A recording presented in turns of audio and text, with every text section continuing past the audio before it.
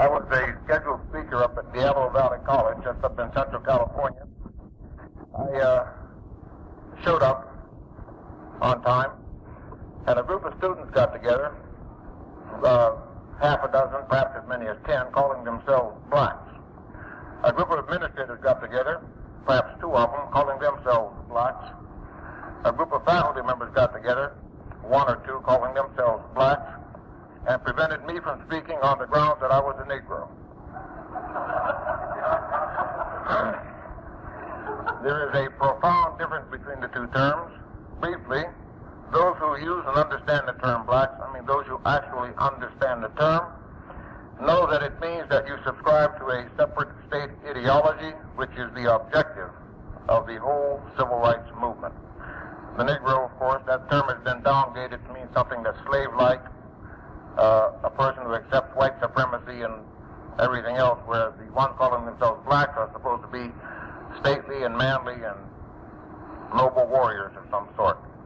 Well, I get my licks in, too. I was speaking up in Central Washington, and I was speaking before Black Students Union. As a matter of fact, I've spoken before an awful lot of Black Students Unions. They thought I was easy pickings, someone to beat up on. Well, at this particular union, I was describing the conspiracy of using Negroes and causing the riots. And this one fellow got up, of course they all call themselves blacks, these Black Students Union guys, they, and I'm supposed to be a Negro. Well, one guy got up and he says, "You said there's a conspiracy using Negroes." And I said, "Why, surely." He said, "Well, why is it then, with all the black intellectuals, and the black lawyers, and the black doctors, and the black PhDs, and the black educators, and all of the black intellectuals all around, why is it that you're the only black?" And then he stopped and said, "You're not even a black, you're a Negro." And everybody laughed at me.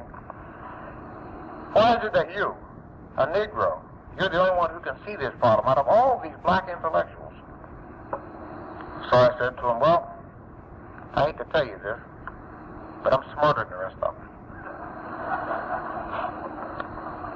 So I get my licks in on them too, sometimes. Well, in order to understand the civil rights movement, we have to understand what it is. Let me say specifically that one lie has been put out consistently, and that lie is simply that the civil rights movement has been infiltrated by communists and, of course, socialists. Let me tell you right now that that is a lie. If you assume or if you believe the civil rights movement has been infiltrated by communists, you have just swallowed the Communist Party's line that the civil rights movement itself was a Negro movement. It is not a Negro movement. The civil rights movement itself, the whole thing was completely invented by communists for communist purposes, that is, communists and socialists.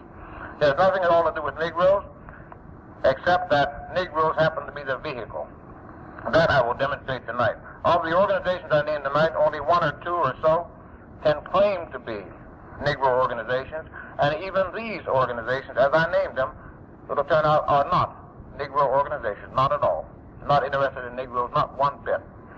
There are a great many organizations, like I said. As I name them off, you'll understand exactly what I'm talking about. Now, in order to understand the civil rights movement, we have to understand what it is. Stated briefly, the civil rights movement is an instrument of the communist conspiracy. It is exactly that. It was designed to use the Negro people and their honest grievances to condition the American people to accept socialism as the only solution to the race question. This is what the civil rights movement is all about. It is designed, I'll emphasize that again, it was a movement designed to use the Negro people and their honest grievances to condition, in the Pavlovian, the psychological sense, to condition the American people to accept socialism as the only solution to the race question. Now, in order to understand how these guys operate, or what the movement is, we first have to understand how the communists themselves operate. Let's take a look at communism itself. Now, the communists, that is the Soviets, have never conquered anybody by military might. Yet 3/4 of the Earth's population, that's 3 out of 4 people, live right now under communism. And an increasing number every day are under some form of socialist or communist domination. We are next on the list in their takeover, and if we go, the rest of the free world goes with us, and I mean goes in a hurry. England goes by telephone. France collapses the day before. They're weak-kneed. South Africa is a mopping-up operation. As a matter of fact, they're heavily under the influence of the socialists right now. The rest of the free world will fall to communism in just a matter of days. Now, from my own studies, let me tell you specifically that we have between 20 and 36 months left before a takeover. You can believe either figure, but it is certainly not more than that. If the present trend continues, we will be living under socialism between 20 and 36 months from now, and communism follows socialism like night follows day. We are in trouble. I mean, in deep trouble. Now, to understand this particular problem, let's take a look at Czechoslovakia. The communists had never invaded anybody. That is, they never conquered anybody by military might. Yet, 3 out of 4 people now live under communism. Well, in Czechoslovakia, you couldn't convince anybody that it was going to happen. In January 1948, the Czechoslovakian people could go where they wanted to go, have meetings just like we're having today, discuss what was going on, talk about the infiltration in government, talk about the possible solution to the problem. They could do anything they wanted to do, and you could not convince them that there was going to be a communist takeover. Yet Czechoslovakia now lives under communism. The Czechoslovakians are in slavery just as surely as if the Russians had invaded with 100 divisions and 1,000,000 tanks. Well, how do the communists operate? Obviously, they operate from within. They conquer nations from within. There are 3 basic methods that they use. They are using all 3 in this country. When we understand the methods that they use, we will understand exactly how the civil rights movement fits in. And believe me, it is an instrument of their policy. There are 3 basic methods. The first method they use is the one that they used in Czechoslovakia. In Czechoslovakia, the Communist Party was disguised as just another political party. The Communist Party is not a political party. It is not. As a matter of fact, recently announced figures indicated that the Communist Party had, around the world, 46 million members. 46 million. It is not a political party. Well, it was disguised in Czechoslovakia as just another political party. They had enough of themselves, their dupes, their stooges, their allies, their sympathizers, and weak-kneed idealists, and just plain fools elected the government until February 1948, when they had a plurality in government. When that happened, they had a peaceful coup d'etat. Czechoslovakia was slipped behind the Iron Curtain in February 1948, and not a shot was fired. And then, of course, they took those fools, their dupes, their stooges, their allies, and their idealists out and shot them after the takeover. This is exactly the same technique they used in Russia when they took over Russia. Russia was taken over in 1917, that is in March of 1917. The Tsar abdicated in March. We've all heard about a revolution in October. The Tsar abdicated in March. The man who took over was, of course, a socialist, this Kerensky, who just died. He taught for 30 years up at Stanford University, incidentally. You wonder what's wrong with Stanford? Well, they know. He just died here a 3 weeks ago. Well, this Kerensky, the first thing he did was turn loose all the criminals. This is why they want to abolish the death penalty here, of course, because the criminals then be put in prison as political prisoners, and then when the socialists take over, they open up the prisons and let the criminals out to butcher up the people. This is what Kerensky did. Joseph Stalin, of course, was one of these political prisoners living in Siberia. He was in exile. Well, when Kerensky got in, of course, that was a signal for the communists to come in. Leon Trotsky shipped out of New York City with the first government of Russia, and I mean with the first government. It was sent out of this country. Leon Trotsky and $20 million and 495 guys. That was the first government of Russia. Lenin was in Switzerland. He came in, of course, and then Stalin came out of Siberia. In October, the communists took over, of course. Communism follows socialism like night follows day. Well, that's the first method. That is, taking over from within, disguising the party as a political party, getting enough of themselves elected to office, changing the government to socialism, and then introducing the violence to bring about a communist dictatorship. This is the first method. The second method they use is the one you're most familiar with. This is the method they used in China, Cuba, Algeria. They're using it in Vietnam, and they use it in so many places that you ought to know what it is.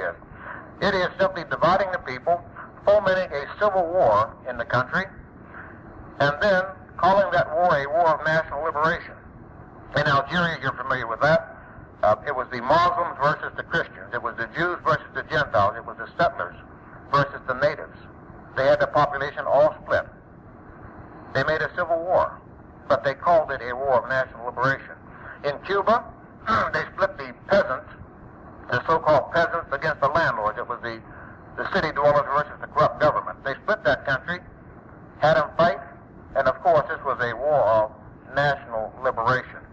But the one you're most familiar with, and the one which has the closest parallel to what they're doing here, is the one they used in China. In China, they used exactly the same technique. There it was supposed to be the landless peasants against the landlords. And the slogan there was agrarian reform. And that slogan is an exact parallel, and I do mean an exact parallel, to the slogan of civil rights that they're using in this country to make trouble all across it.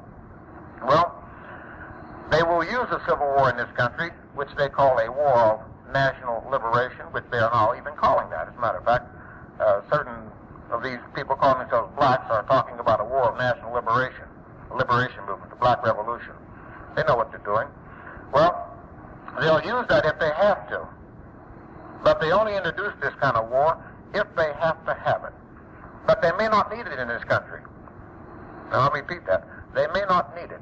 And the reason they may not need it is because the measures that the government is supposed to take to curb this civil war, this incipient war of national liberation, those measures are designed to install a police state in America. That is the establishment of a dictatorship. They may not have to have it, but they've got it ready in case they need it, and you better believe it. They've got the guys out there shooting each other right now. They're killing the Negroes in the South and in many places. As a matter of fact, if you want to check out a very shocking statistic, go to one of the large cities and check out over the past 2 or 3 years exactly how many Negro teenagers have been butchered to make the teenagers support this movement. That's what these gangs are all about. Anyway, that's the second method. That is this civil war, which they call a war of national liberation. That is what they call the civil rights movement. Now, for the third method, and to understand how they actually are operating here, they're using those two methods here, but there is a third method, which is much, much more important to them. Let me read here directly for an analysis of that from the Blue Book of the John Birch Society, and then I want to read a 10-step program which was spelled out in this Blue Book in 1958, which was the communist program being implemented in and through our government. As I read this 10-step program, and you realize what's already taken place, ask yourself what you were doing in 1958 when this man here was trying to tell you what was going on. And I mean exactly that. But there is a third method, which is far more in accordance with Lenin's long-range strategy. It is one which they are clearly relying on most heavily. And this is taking us over by a process so gradual and insidious that Soviet rule is slipped over so far on the American people before they ever realize it's happening, that they can no longer resist the communist conspiracy as free citizens, but can resist the communist tyranny only by themselves becoming conspirators against established government. The process in that direction is going on right now, gradually but surely, and with ever increasing spread and speed. A part of that plan, of course, is to induce the gradual surrender of American sovereignty, piece by piece and step by step, to various international organizations, of which the United Nations is the outstanding, but far from the only example, while the communists are simultaneously and equally gradually getting complete working control of such organizations.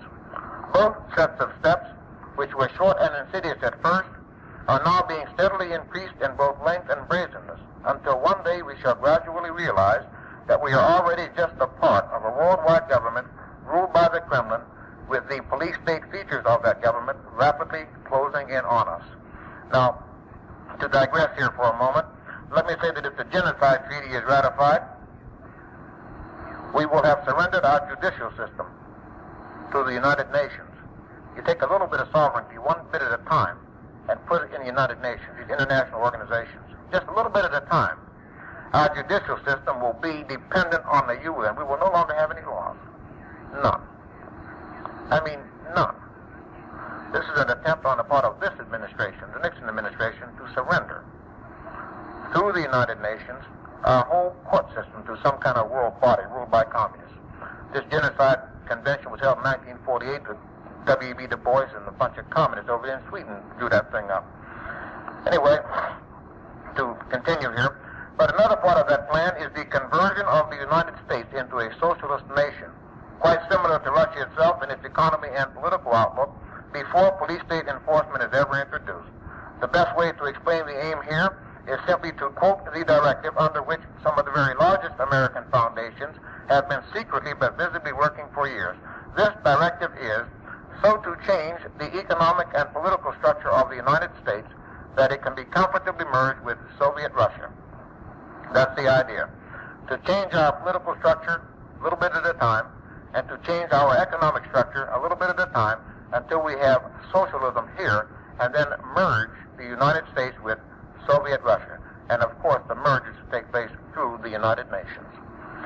As far as the police state enforcement is concerned, it's already been proposed by men in our government that a UN peacekeeping force be eventually stationed in America.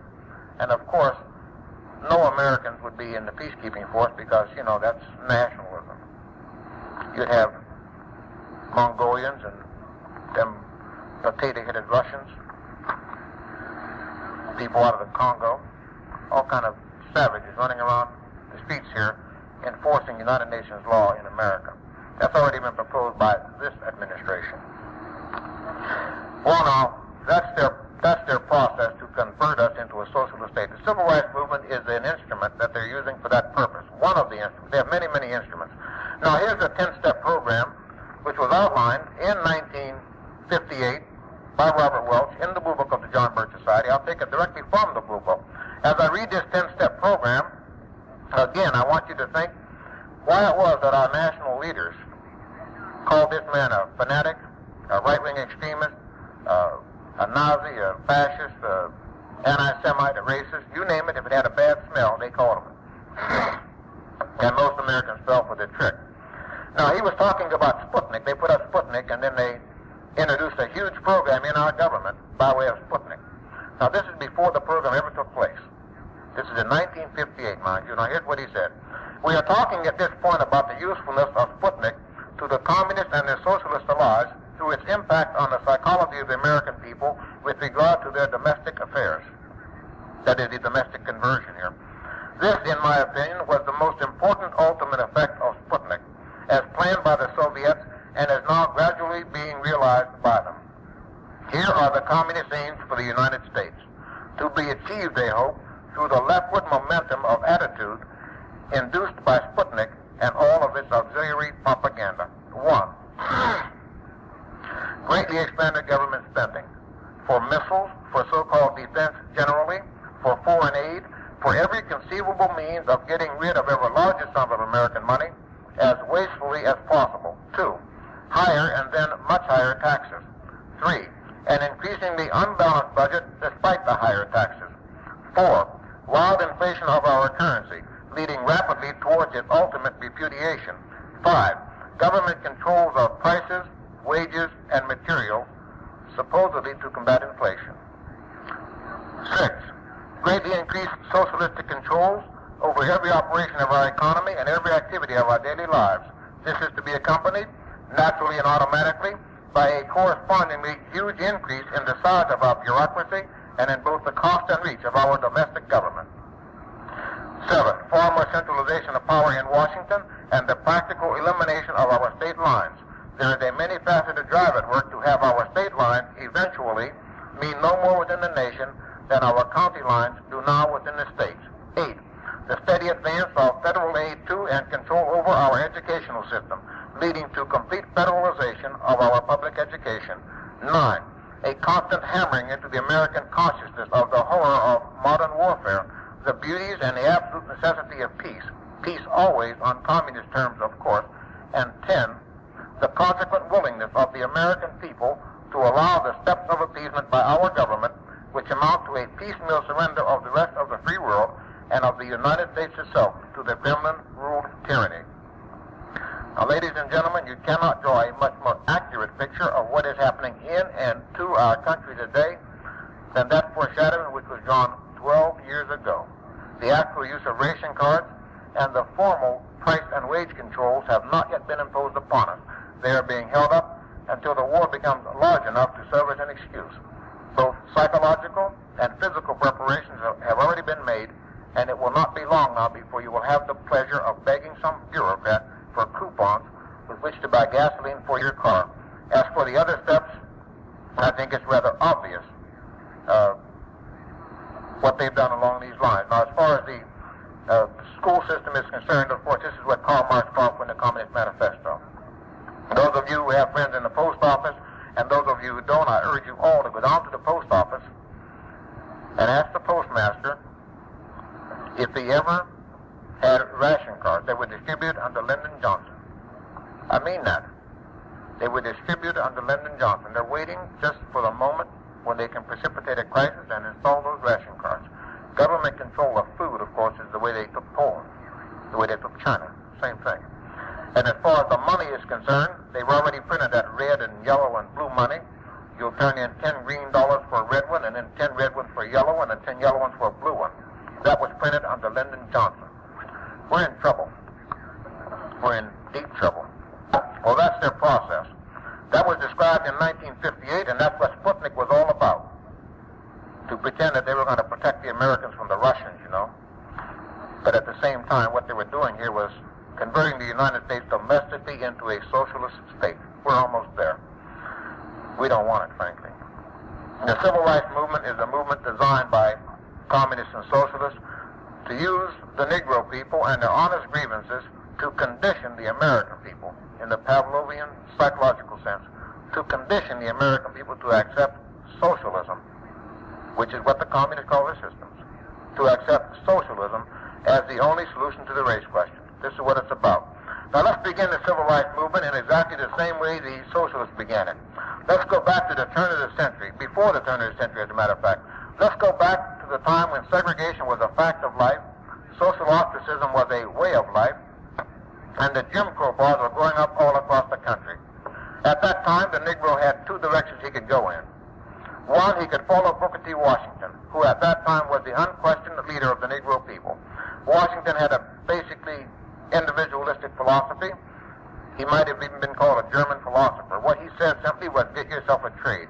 Become a carpenter or a hod carrier or a farmer, an inventor, whatever you had to become. And once you had something to offer in the marketplace, you wouldn't be excluded from the public place. He saw the exclusion as a deliberate plot. He knew exactly what it was. There were other people in this country, though, who didn't want the Negro to achieve anything. They thought he should subordinate everything to this fight for so-called social equality. These people happened to be white, practically all of them. As a matter of fact, for the purposes tonight, they were all white. Now, they belonged to an organization which later became known as the Intercollegiate Scholastic Society. This organization is the granddaddy of all of the organizations that I'll mention tonight. And all of the organizations I mentioned tonight, except the Communist Party USA, are tax-exempt foundations, each and every one, all of them. These are some of the very large foundations, along with the Rockefeller Foundation, the Ford Foundation, the Carnegie Endowment for International Peace, the Carnegie Corporation. These foundations, all of them, are working for the conversion of the United States into a socialist nation. And when I name the foundations, you'll understand what that is. Now, these socialists did not believe in overthrowing governments. They believed in taking over government from within. Now, they had three methods of operating. They knew that for all intents and purposes, men in all countries are controlled by institutions in those countries.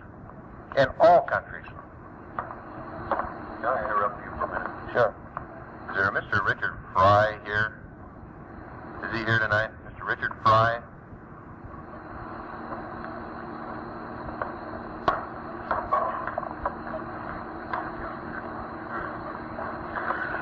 Well, these socialists did not believe in overthrowing governments. They knew that for all intents and purposes, men in all countries are controlled by institutions in those countries. You are controlled by churches, by schools, by civic organizations, by social organizations, and by the smallest unit, of course, the family itself. The family is an institution. They believed in taking over institutions. They had three methods of operating. One, if there was an institution in the country which they couldn't take over, they would destroy it and build their own institution on the ashes. Two, if there was an institution and they could take it over, they would simply pretend to be interested in the goals of that institution, infiltrate it, get themselves higher and higher, push themselves higher and higher into that organization, pull their buddies in and go higher and higher until they finally had control of it. And when they had control of it, of course, it would become an instrument of socialism. The third method, of course, was that if there was no institution or organization to suit their purpose, they would simply invent one. Now, for this discussion tonight, the first organization invented by these socialists, which is a part of the civil rights movement, of course, was invented in 1900. It was called the National Federation of Christian Churches. It was bankrolled by Andrew Carnegie, who himself was a very, very wealthy man. In 1905, they changed the name of this organization to the Federal Council of Churches. Some of you might remember that organization. It was a thoroughly communist organization. As a matter of fact, it had an extremely bad smell. So bad, in fact, because of the record before the war as pro-Soviet propagandists and during the war as just plain old agents of the communists. It was so bad that they had to change the name of it. In 1950, they changed the name to the name it's currently known by, the National Council of Churches. This is where it came from. This is the first organization. The function of the National Council of Churches was simply to impose a socialist church dictatorship on the churches and to convert the Protestant churches into an instrument working for socialism. They have already done that. The social gospel of Karl Marx is being preached in the pulpit each and every day from practically every church in this country. The second organization they formed, of course, was the one which drew in the Negroes directly. They searched the colleges for years trying to find some Negro who would lead the other Negroes in this fight for social equality. That's the term they used. They found one. They found him at Harvard University. I don't know why it took them years to find one. If I were looking for a socialist to betray somebody, I'd go directly to Harvard.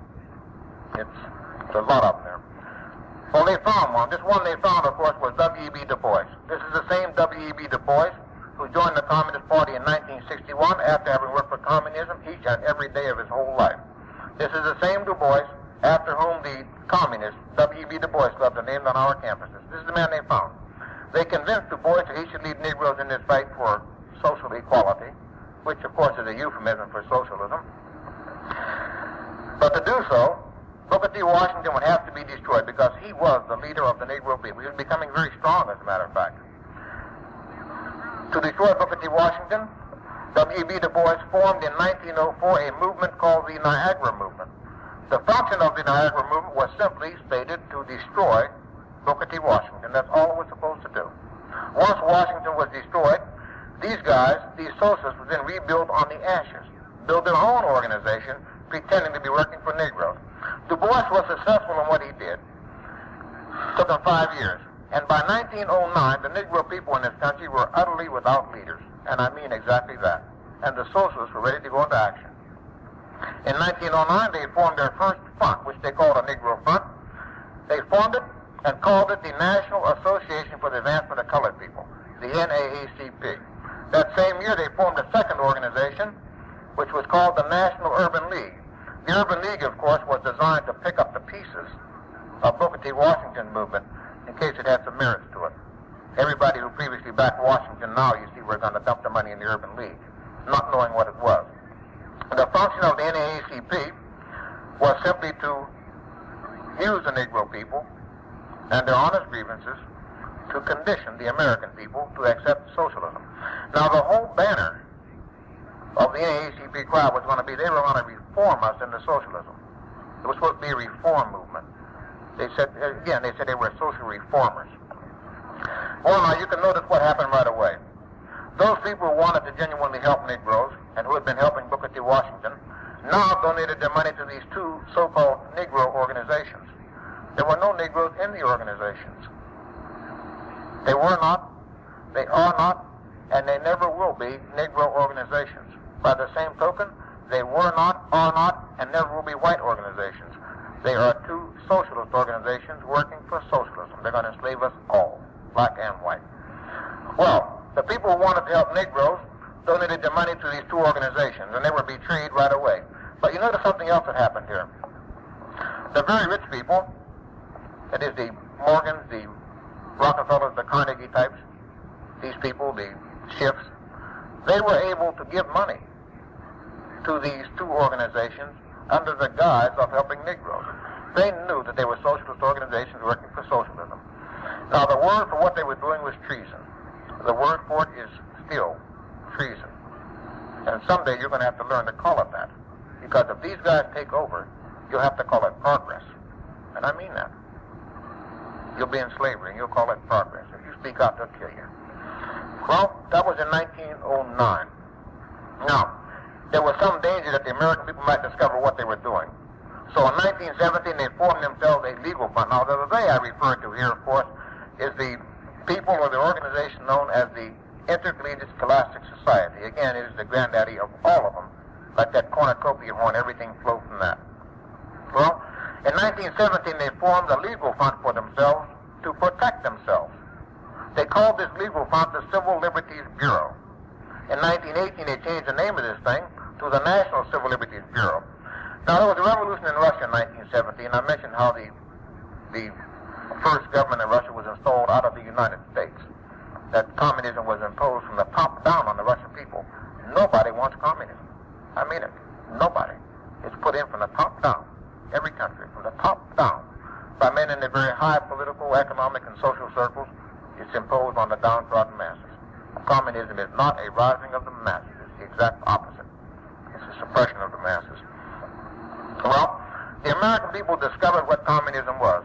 Communism was just the enslavement of people by government. It was a system where they were butchering people on a scale never before imagined. Well, now, the socialists had to do something about that. See, Trotsky and the boys were in that socialist movement in this country. They were all in it together. So the socialists had to disguise themselves as good guys and paint something else as bad guys. So in 1919, they formed a front for themselves to represent the violence. This front they called the Communist Party USA, formed in 1919 by the very same people out of the very same organization which formed what's now the National Council of Churches, the NAACP, and the National Urban League. And to complete this part of the picture, in 1920, they changed the name of their legal fund to the name you currently know it by. They changed it from the National Civil Liberties Bureau to the American Civil Liberties Union, the ACLU. This is where it came from. The function of the ACLU had many functions, but one of the functions was simply to socialize the law. A second function was to make it so that all lawyers had to support this socialization of the law, or you couldn't win the case if you didn't subscribe to socialism. A third function of that thing, of course, was to provide protection for the traitors. Let me read here how they were going to do it. This is from the director, the first director of that ACLU, Roger Baldwin. Here's what he told them to do. Quote, steer away from making it look like a socialist enterprise. We want to look patriotic in everything we do. We want to get a lot of flags, talk a lot about the Constitution, and what our forefathers wanted to make of this country, and to show that we are really the folks that really stand for the spirit of our institutions. Think about it. They're going to work for socialism, but they're going to shout freedom of speech, freedom of assembly, freedom of press. That's right. And they're going to show that they're really the people who stand for the spirit of the institutions, while they back us right into socialism. Well, that was in 1920. In 1920, this Intercollegiate Scholastic Society changed its name to the name it is currently known by. It's still in existence, of course. The name is the League for Industrial Democracy, headed by Michael Harrington. Industrial democracy is a euphemism for socialism. Now, I ask you a question. Does this sound like a Negro movement to you yet? The only reason they can claim it's a Negro movement is because they're going to use Negroes as a smokescreen for everything they do. And they did exactly that. In 1921, they formed at Harvard University. I guess they were getting wise to Harvard. They knew they had some fertile grounds there. In 1921, they formed at Harvard University a student branch of themselves. They called this student branch the Intercollegiate Liberal League. The initials of that organization are ILL, ill. I think they knew that there were going to be a lot of sick minds coming out of Harvard University. Anyway, in 1929, they changed the name of this organization to the Student League for Industrial Democracy. They organized on all of the campuses, of course. The function of that organization was simply to use the students, just simply stated, to use the students and colleges into an instrument working for socialism. This organization had the same name throughout the intervening years. It went through some changes, but it had basically the same name, was part of the same organization, up until 1962, when Thomas Hayden changed the name to the name it is currently known by. Anybody want to take a guess at it? Student for a Democratic Society, formed way back in 1921. Formed by the same people out of the same organization which formed the National Council of Churches, National Urban League, NAACP, the Communist Party USA, and the ACLU. This is the civil rights movement. You better believe it. Now, what I'm describing here, of course, is what the Germans described, or what was described in Nazi Germany. The Germans were told one time that they were working on baby carriages in a factory. So this guy's working on a spring, and this one's working on a long rod, and nobody knew what the total picture was. When they got that baby carriage assembled, of course, it turned out to be a machine gun.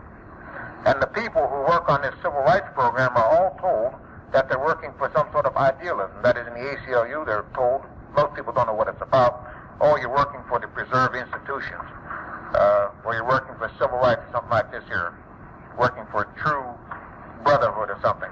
But in reality, each one of them is working for some little bit of socialism. Let me read here again from the Blue Book of what we have to realize. The first thing we must realize is that there is no easy formula possible, nor brilliant scheme devisable for beating the communists. Communism is not like a poison to which you simply find the antidote. Its present power and extensiveness has not been created by some grand formula that swept the world, but by the sum total, by integration in the mathematical sense of an almost infinite number of details done well from the communist point of view. There has been brilliant control and central authority. There has been brilliant control and coordination by central authority of the efforts of millions of men who have been brought by one means or another to dedicate themselves, body and soul, to separate tiny pieces of the job. And I mean that, to separate tiny pieces. Lenin said it, communism must be built with non-communist hands. So you want guys to get in thinking they're working for one thing, when in reality they're building communism. They simply don't know what they're doing. Well, now to continue this part of the story, Hungary was taken over at about the same time Russia was taken over. The guy who took it over was Bela Kun, of course. Bela Kun was the most murderous regime that the world had ever known up to that time. Now this Bela Kun had introduced terrorism in Hungary on a scale never before envisioned. Now what they did basically was they had some trains which they called murder trains. They would simply load the train with troops, drive into a village, the troops would get out and kill everybody. Very simple. And go to the next village, get out and kill everybody. That's what they were doing. That's exactly what they were doing over there. The man who was leading that, who was in charge of that butchery, was Joseph Pagani. Joseph Stalin sent this Joseph Pagani to this country in 1922 with an assignment. His assignment was simply to draw up a blueprint for using the Negro people as cannon fodder in a revolution. That's all it was. He did that. He was well qualified for the job. He was a butcher. He wrote this little book here called American Negro Problems. This is his thesis. Now, the thesis of this whole book, which is the backbone of what we now call the Civil Rights Movement, the thesis of this book is that the Negro is not a racial minority in America. That's the thesis. If he's not a racial minority, what is he? Well, you see, he's supposed to be a national minority. The Germans are a national minority. They come from Germany. The Italians are a national minority. They come from Italy. Same with the English, Irish, French, Japanese, Chinese. So the Negro is a national minority. Now, they wanted the revolution here. So, of course, they rejected Africa. Negro didn't come from Africa, you see. The idea is that the Negro in this country constitutes a colony living in the body of the United States. Let me read it here to you. The Black Belt of the South. That's where the plantation used to be. Most Negroes lived in the South at that time. The Black Belt of the South constitutes virtually a colony within the body of the United States of America. And then they describe it, of course, as an oppressed colony. Now, if you're a captive nation or an oppressed colony, what must you do? You got to liberate yourself. So Joseph Pagani drew up a plan for that. The slogan they're going to use is called the slogan of self-determination as they themselves defined it. Right here, the slogan of self-determination. Here's what it says, quote, the Workers' Communist Party of America puts forward correctly as its central slogan, abolition of the whole system of race discrimination, full racial, social, and political equality for the Negro people. Let me emphasize that that is the central slogan of the Communist Party. Translated into common terms, they're going to shout racial equality, social equality, and political equality. And they're going to hook in idealists to support it. This is the idea. Racial equality sounds good. You can get lots of people to support that. Social equality sounds good. You get lots of idealists who support that. Communism must be built with non-communist hands. And they're going to suck in the non-communists with this thing. Now, when Martin Luther King advanced this racial, social, and political equality, he didn't tell anybody that he was advancing the central slogan of the Communist Party. He didn't tell anybody. I'm sure he knew. I am certain that he knew. He was not a communist. Don't get me wrong. When Stokely Carmichael would call for this racial, social, and political equality, the press called it black power. It's not black power, it's red power. Right here, as they themselves defined it. Now let me clear up a few definitions for you. The communists use a word called peace. Harry Truman came back from overseas and he was shocked and he said, the communists don't mean the same thing by peace that we mean. Joseph Stalin said it. He said, peace means world communism, period. Peace to the communists is a situation where there is no resistance to communism. When Eugene McCarthy and George McGovern and those guys tell you they're working for peace, they certainly are. They're doing everything they can to break down all resistance in this country to communism. That's what they're doing. They are working for communism. They know exactly what they're doing. Peace to the communists is a situation where there is no resistance to communism. Now, they use a word called liberation. You and I think of liberation in terms of, let's say, Czechoslovakia or Poland or something like that. Those are captive people. We know it. Right? All right? Russia was liberated by Lenin, Trotsky, and Stalin. That's what they say. Mao Zedong came to liberate the Chinese. Ben Bella came to liberate the Algerians. Fidel Castro liberated the Cubans. Liberation to the communists means the imposing of a communist dictatorship on the so-called liberated people. And I mean exactly that. Just imposing a dictatorship on the people. Of course, they're calling for liberation here, you see. They use a word called freedom.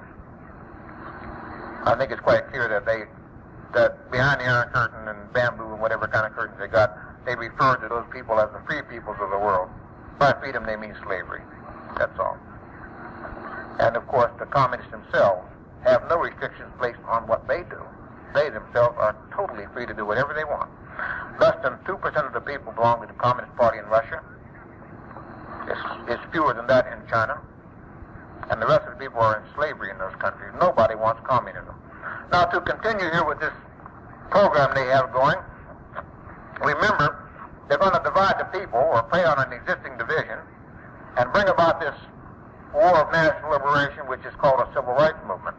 Now, here's what they call it. Quote, as the national liberation movement grows, the Negro proletariat will play an increasing role in it and will struggle for the hegemony over it. The thing was all white at first. It was all socialist, of course, but I emphasize the white as opposed to Negro.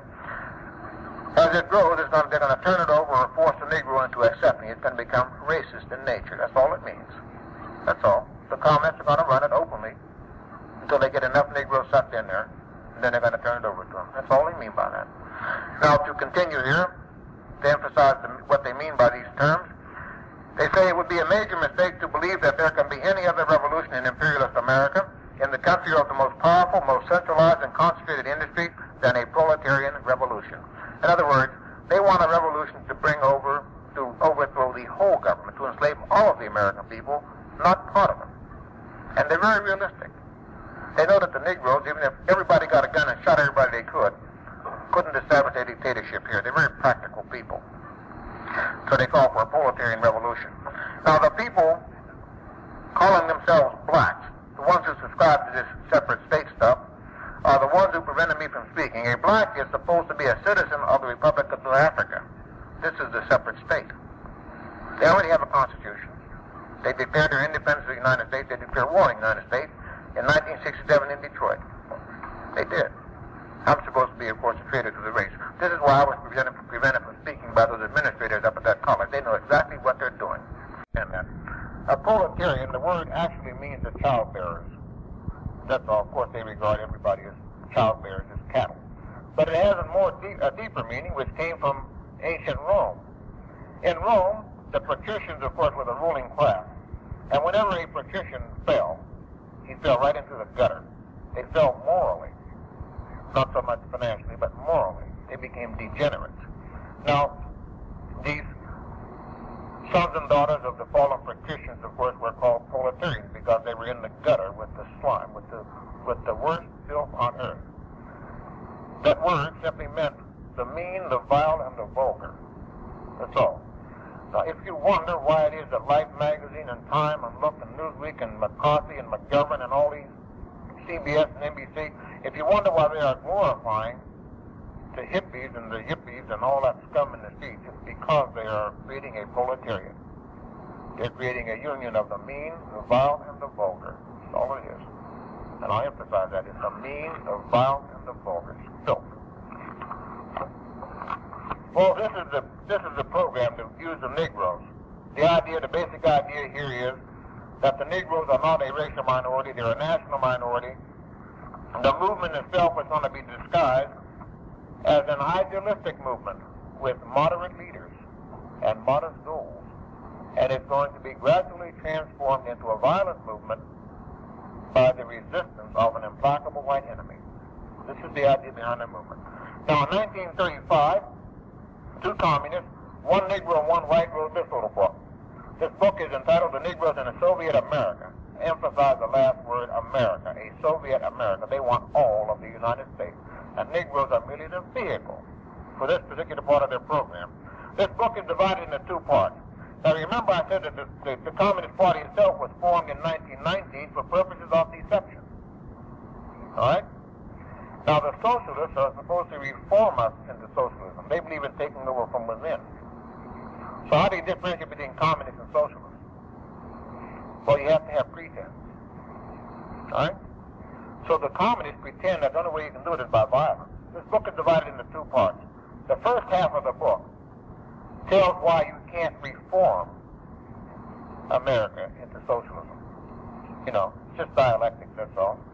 Says, well, you can't really reform them because, you know, you'll be betrayed and all that stuff, you know. Reform won't work. You have to have violence, a revolution. This is the second half of the book here. It's right in the middle, as a matter of fact. It's called The Negro and Revolution.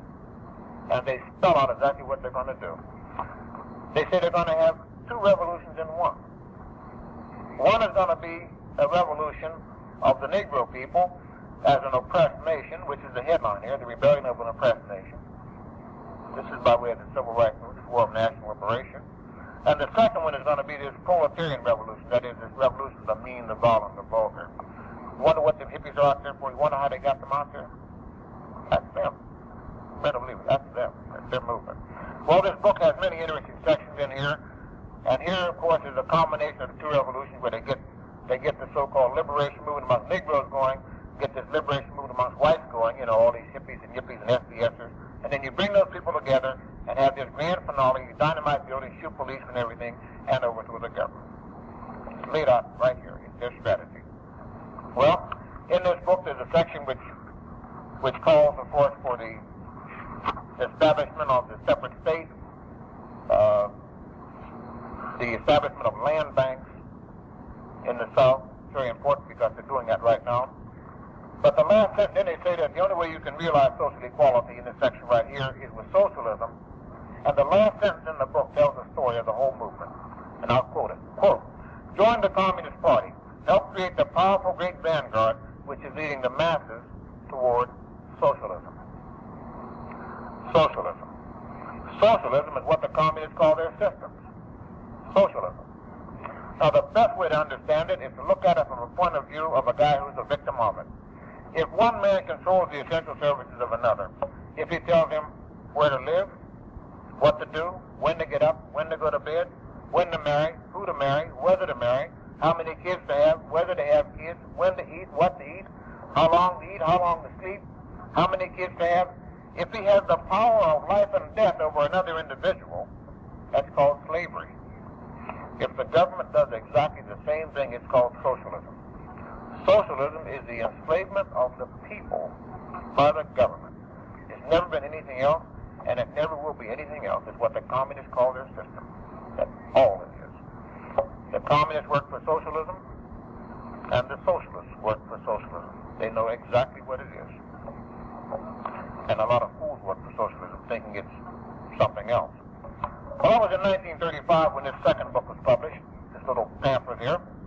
It's the backbone of the thing. Now, this is what the generals follow. This is the total strategy.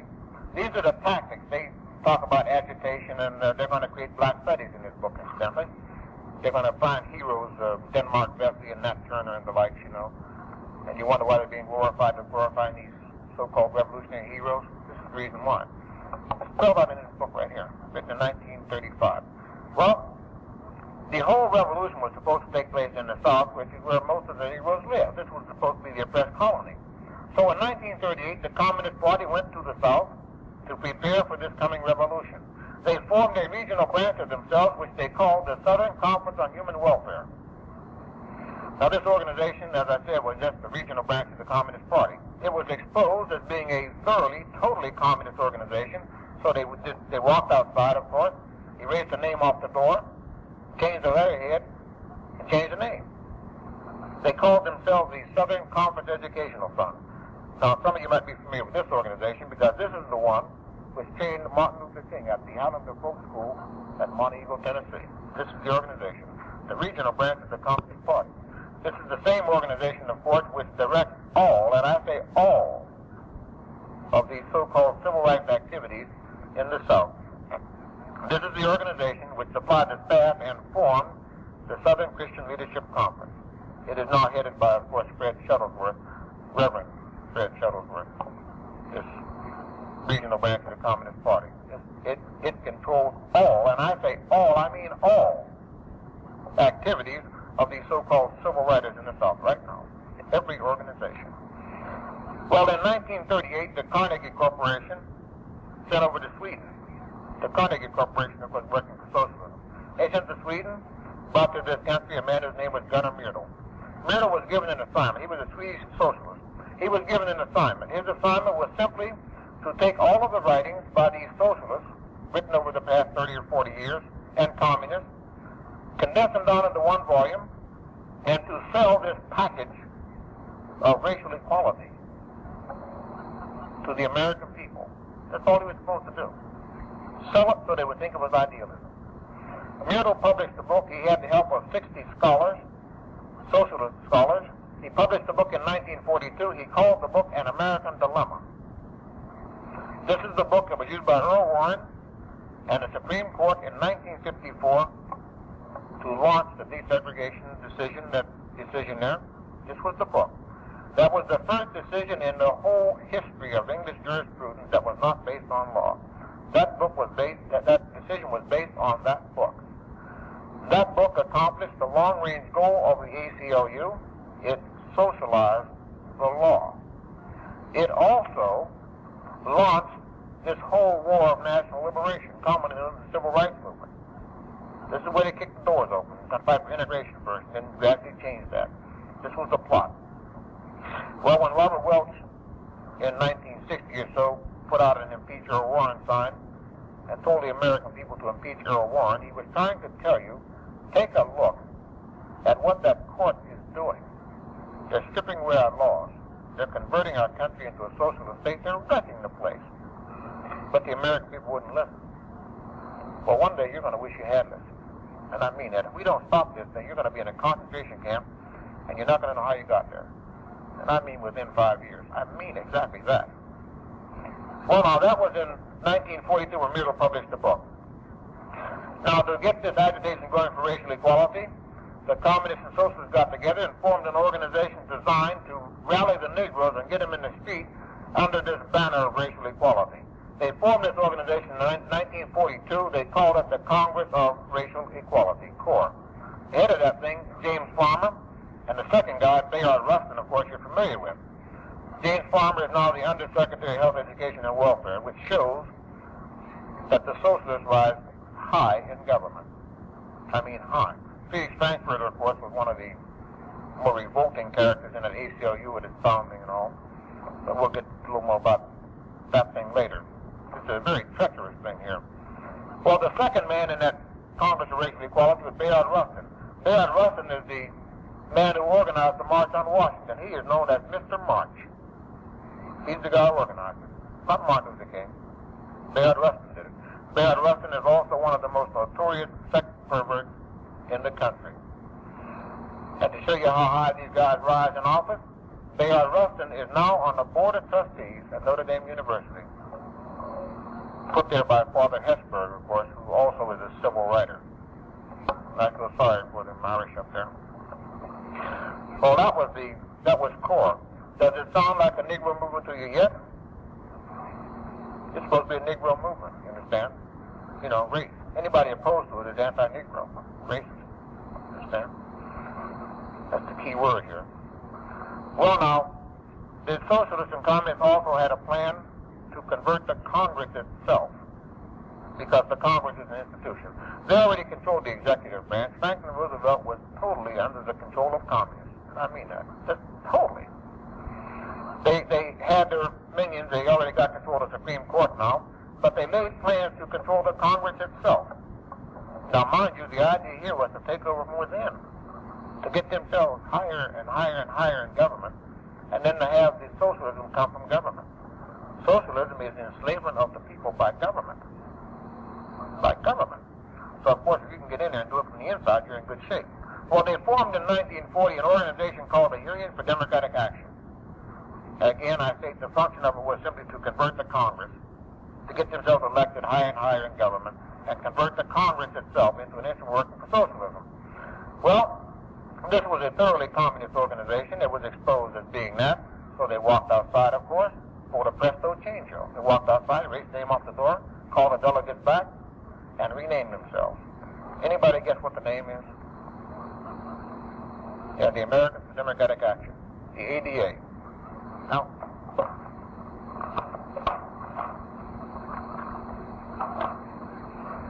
in case you never heard the ADA, let me read off some of the men they were able to funnel up into the Congress there. The guys who were working for socialism. The ADA is nothing but a regional, nothing but an arm of the Communist Party. Let me read it to you. In the Congress, they had Paul Douglas, Frank Graham, Herbert Lehman. Lehman, you remember, was the guy, Lehman and Abraham Harriman are the two men who took all the food that we sent to Poland and gave it to the communists. And the communists used that food to starve the Poles and make them support communism. That's how communism got in Poland.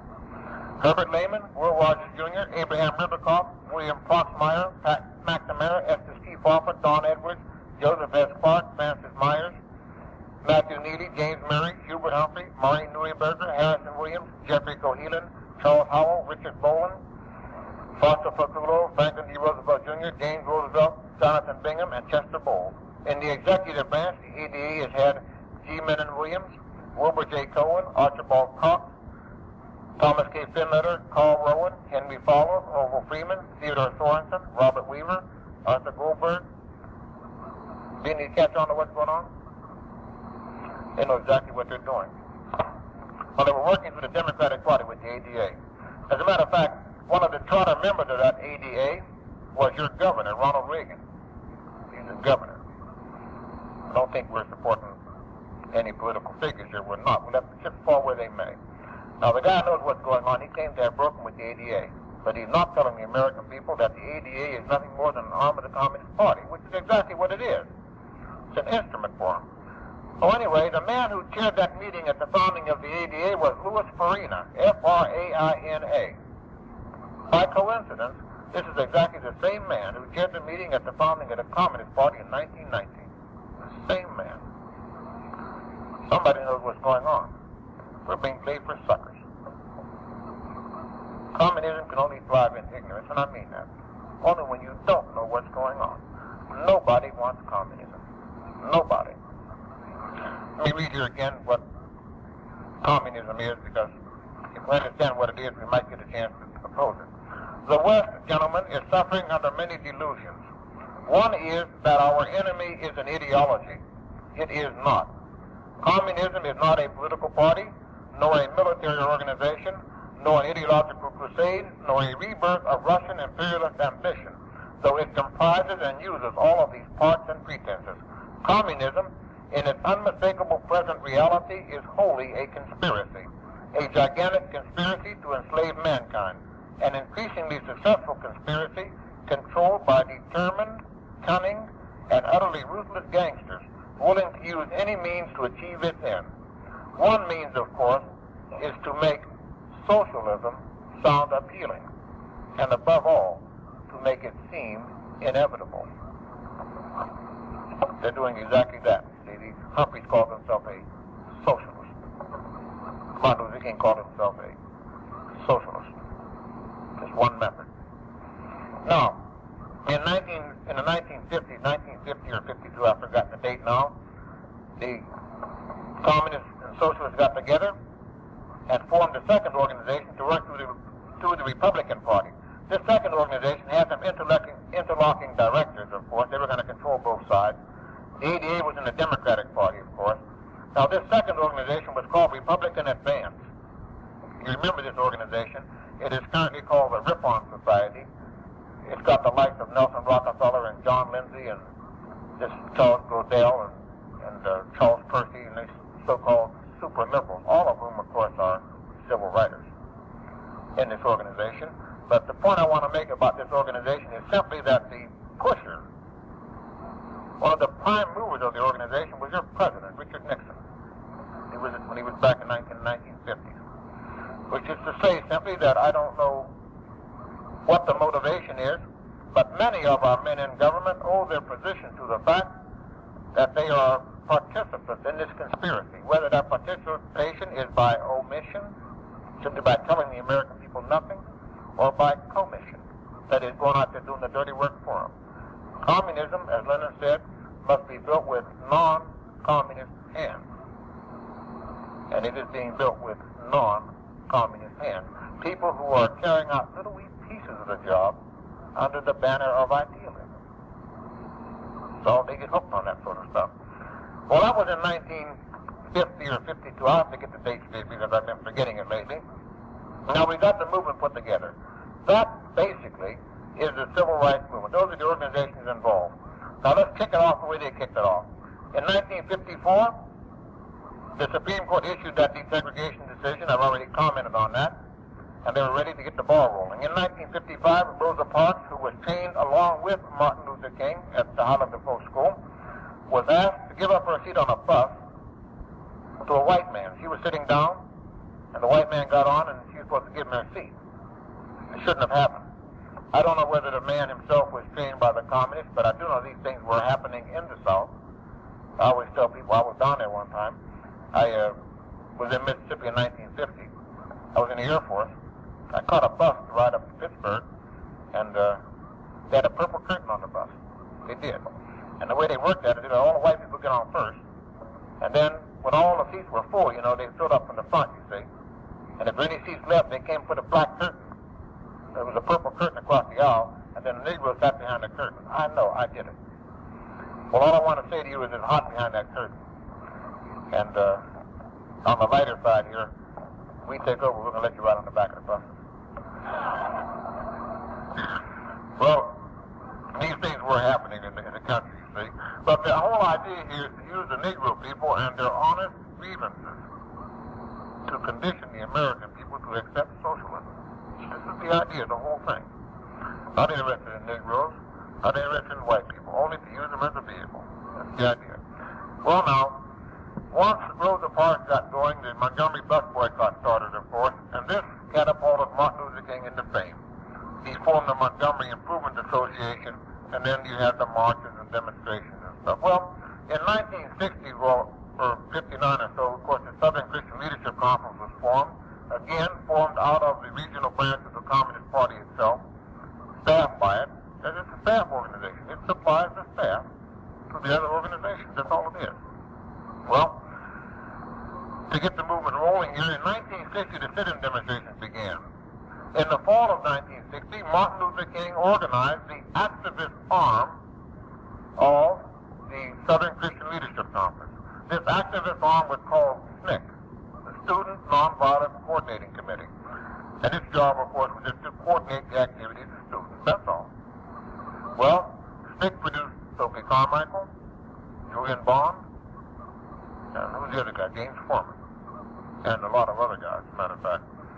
Well, now, in 1963, the terrorist arm, the political terrorist arm, and I mean the terrorist arm, of the Southern Christian Leadership Conference was formed. Now, nobody wants communism, and Negroes aren't part of this civil rights movement or this so-called war of national liberation. There is no desire, there never was any desire on the part of Negroes to be a separate state. So they have to be terrorized into supporting it. This is what Bembella did in Algeria. This is what Castro did in Cuba. This is what Ho Chi Minh did. This is what Mao Zedong did. This is their technique. So the Negroes have to be terrorized into supporting this thing. In 1963, the terrorist arm of Martin Luther King's Southern Christian Leadership Conference was formed. It was formed in Lowndes County, Alabama. It was called the Lowndes County, Alabama Freedom Democrats. A second organization was formed in Mississippi called the Mississippi Freedom Democrats. Now, in 1964, the Democratic Convention was disrupted by these people. You remember that? Big demonstration there, you know, the Freedom Democrats. Well, you may not remember it too well. I urge you all to go back and sort of look it up. But you remember that Democratic Convention, they had a great big flag marching up and down the aisle. On the bottom of the flag, there was a thing which said, "Move on over," or "We'll move on over you." But what you remember about the flag mostly is that to symbolize what they were, they had a great big Black Panther on the flag. The Black Panthers are the terrorist arm of Martin Luther King's Southern Christian Leadership Conference. Now, for purposes of deception, and I mean purely for purposes of deception, 3 years later, and 2,000 miles away in Oakland, California, Huey Newton and Bobby Seale formed what is known as the Black Panther Party. Our attention was drawn to California when they invaded the state building. Everybody said, "Who are these new guys?" And of course the press said, "It's the Black Panther Party." Yeah, it's to draw our attention away from what's taking place in the South. I say purely for purposes of deception. I mean exactly that. Deception. Communism is imposed by deception, trickery, lies, deceit, terrorism, and everything else. It's a conspiracy. Well, this basically is the way the civil rights movement was growing in the South, and they are right now terrorizing the Negroes into supporting that. As a matter of fact, I have some articles on that, how they... You remember, those of you who have seen the film Anarchy USA, you remember there was a Negro in the film named Terry Small, who was, I think, maybe 90 years old or so. He spoke out against what Martin Luther King was doing in the South. He knew what it was. You know what they did to him? Guy come in and hit him on the head and cut his tongue out. I mean that. Cut the old man's tongue out. He died, of course, for speaking out against King. It doesn't take too many throat cuttings or cutting out too many tongues there to silence the opposition. And that's exactly what they did. Those of you who see the film Anarchy USA will see that in the film, matter of fact. Very small on how they did it. A 17-year-old boy did that, of course. He was hooked on idealism. Well, now, to get to the other part of the movement here, to understand how it worked, remember the idea was to use the Negro people to condition, in the Pavlovian sense, to condition the American people to accept socialism. And the way to do it, of course, is to introduce changes in our economic structure and changes in our political structure, which gradually transform it into socialism. Martin Luther King described the technique to be used. Of course, it was called nonviolence. He described it April 3rd, 1965. I have his words right here. Nonviolence is not the absence of violence. It is not what you and I think it is. Nonviolence is a technique used to ram socialist legislation down the throats of the American people by using the Negro people to create crises. Here's what King said it was. 1. Nonviolent demonstrators going through the streets to exercise their constitutional rights. Simply means you have a demonstration in the name of civil rights. Of course, the guys doing the demonstrating are CORE and SNCC and SCLC and NAACP and, you know, anybody else they can draw out their idealism. That was the first step. Now you keep demonstrating, and you keep demonstrating, and you keep demonstrating. You keep escalating that thing until you're ready for step number 2. You demonstrate night after night after night. It goes on for weeks on end. And then step number 2 comes in. Number 2, racists resist by unleashing violence against them. In other words, when you create enough tension, enough anxiety, you can get violence. Now, the violence may come by way of arrest. It may come by way of some Klansmen throwing rocks at them. It may come by way of somebody getting upset there and just starting a fight. But you had to have the violence in order to go to step 3 and step 4. They wanted the violence. Violence was the core of the nonviolent strategy. Without it, you had nothing. Step number 3 in this strategy was Americans of conscience, in the name of decency, demand federal intervention and legislation. Now, who are these Americans of conscience? Yeah, they call themselves liberals. Humphreys, Kennedy, Javits, those guys. See, when the violence occurs, they jump up and say, we must do something. That the violence has occurred because the Negroes don't have this right or don't have that right. We must pass this legislation. And by that time, the American people are so frightened by the coming violence that step number 4 is ready for them. Step number 4 is the administration passes legislation. So, that, my friends, was nonviolence. A technique employed is the same technique employed in Czechoslovakia, as a matter of fact, for those who want to study it. A technique whereby the Negro people were used to ram this legislation down our throats, which of course was supposed to help Negroes. Now, the best way to understand the legislation is to look at it in terms of what I call 50% rabbit sausage. Of course, nobody ever heard of rabbit sausage, but the Russians did. At the end of the Second World War, they were selling, this is how the story goes, they were selling to the Poles something they called 50% rabbit sausage. They made it by mixing together one rabbit and one horse. Okay? Well, now, the rabbit part, of course, is the part which supposedly aided Negroes.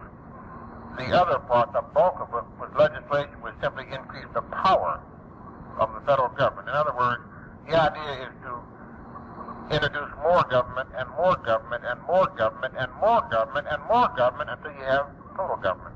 Establish the establishment in hippie language.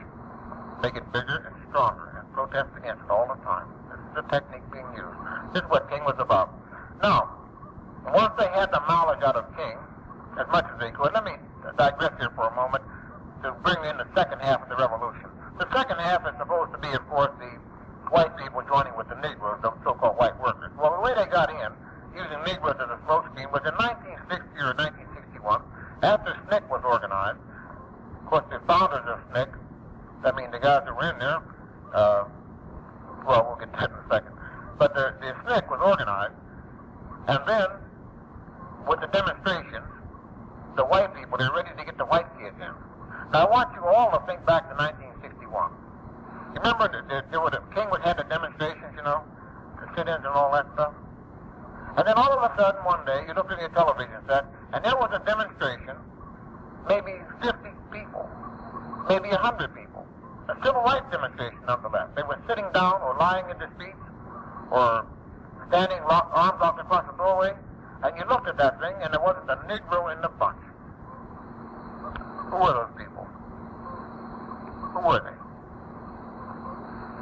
Yeah, they belonged to the SDS. That's who they were.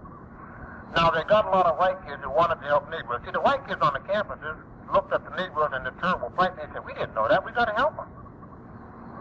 And, of course, those SDSers on the campus who knew what they were doing, it was called the Student League for Industrial Democracy at that time. See? They changed the name in 62 to disguise it. Just purely for purposes of deception. Well, these SDSers on the campus went around whispering in the kids' ears, we got to do something for the Negroes. We got to do it. I ought to know I was in that. I wasn't in the Student League for Industrial Democracy. I was in college when they were doing it. I know exactly how they did it. Told the white kids, you got to help Negroes. We got to demonstrate. We got to help them. It's injustice and all that. And them dingy white kids went out there in the street, believing they were helping Negroes, and got in that movement. Well, I attended a meeting in 1961, May 1961. It's called the New Left, at which the plans were discussed, whereby the white kids were to be transformed into something called an anti-Vietnam War movement. That's how they did it. They used Negroes as a smokescreen to suck them in, and then they built on that. Very simple. This is how they built the second half of the revolution, which is what they got going in your streets right now. Well, now, to go back to the civil rights movement itself, after they got the mileage out of King, they got as much as they possibly could. The King's effectiveness, of course, was waning. They were ready then to turn the movement itself toward violence. Remember, the idea of the movement is to make it like an idealistic movement, and then to pretend that it's transformed into violence by white racism. White racism came in April 1968 in the form of a bullet. Hit Martin Luther King, of course. When King died, of course, Abernathy got on TV and said nonviolence is dead. King was assassinated, in my opinion, to serve communist purpose by the very communist influences and people that he worked with and for. The idea, one, was to give the Negroes a martyr. And all these blacks running around the country. Remember Martin Luther King? He gave his life for you. He didn't give his life for me. He didn't give it for anybody else in this room either. Now, but of course they say that's what he did. Now, secondly, they had all the legislation they needed except one piece. The one piece of legislation they had to have was control of everybody's property. King was working on that at the time. When he was assassinated, you remember Jacob Javits, actually not Javits, but Abraham Ribicoff and Emmanuel Feller got on television. I remember seeing this, and they said, Martin Luther King gave his life. He worked his life for this people, and all of that beating heart stuff, And then they said, we must pass this legislation. If we don't pass this legislation, we're not honoring this man's memory. He'll have died in vain. And of course, anybody who didn't vote for the legislation was automatically a racist and an assassin. And the Congress passed the legislation which gave the federal government control of everybody's property. I mean exactly that. They're just waiting to clamp it on. After they got the laws on the books, they just wait. This is part of the takeover. The idea is to transform us domestically into a socialist state. The laws are on the books. We've been had. Well, after King was dead, of course, they're ready for the violence. And this is the line they're pumping out. That, of course, King gave his life, and now you must have this violence, this war of national liberation. And this is what all the trouble in the streets is about now, the so-called shooting between the Black Panthers and the police and this assassination back and forth. This is what that's about. To make this thing violent. They have the revolution ready if they have to have it. They may not need it, because the measures taken by government to curb this violence, or allegedly to avoid this revolution, are the measures designed to create socialism in America. The slogan, of course, is change it or lose it. You've heard it. Change it, meaning accept socialism by way of legislation, or they threaten you with the revolution. All it means. Being used by men in our government. It's a technique, that's all. We've been had.